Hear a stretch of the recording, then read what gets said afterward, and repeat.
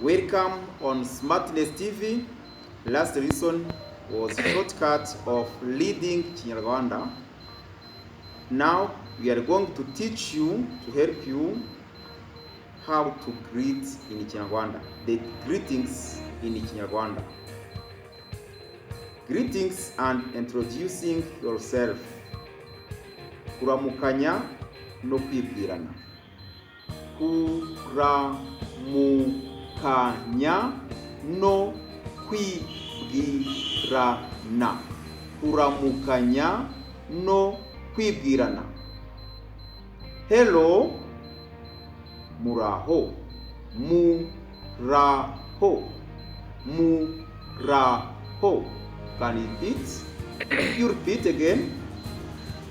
Muraho. Muraho. Hello. My name? Nitwa. Nitwa. Nitwa. My name is Linda. Nitwa Linda. My name is Linda. Nitwa Linda. I'm coming from Nkurutse.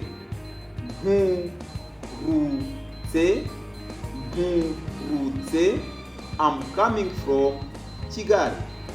Nkurutse I Kigali. Nkurutse I Kigali. I'm coming from America. Nkurutse muri America. Nkurutse muri America. I'm married. I'm married. Ndubatse. Ndubatse. Ndubatse. I'm 40 years old. Mfite imyaka 40. I'm 40 years old. Mfite imyaka 40. How are you? Amakuru. Amakuru. Amakuru. How are you?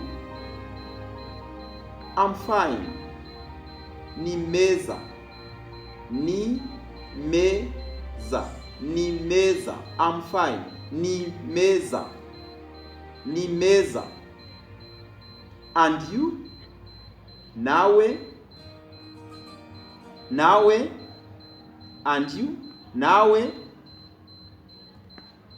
Very well, thank you. Very well, thank you. Meze neza cyane, urakoze. Meze neza cyane, urakoze. Good morning. Mwaramutse. Mwaramutse. Mwaramutse. Good afternoon. Mwiriwe. Mwiriwe. Mwiriwe. Mwiriwe. Good evening.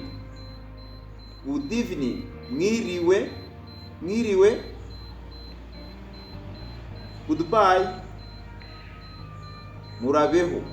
Murabeho. Murabeho. Murabeho. Goodbye. Nice to meet you. Nice to meet you. Nishimiye kubabona. Nishimiye kubabona. Cyangwa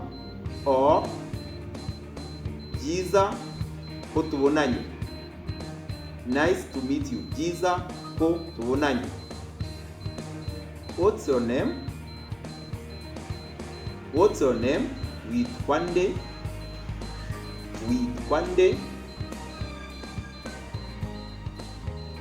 Thank you. Bye bye. Don't forget to make subscription, like and share. We'll continue the next time. And next time I show you, I teach you the numbers in Kinyarwanda. Bye bye. Murabeho. Murabeho.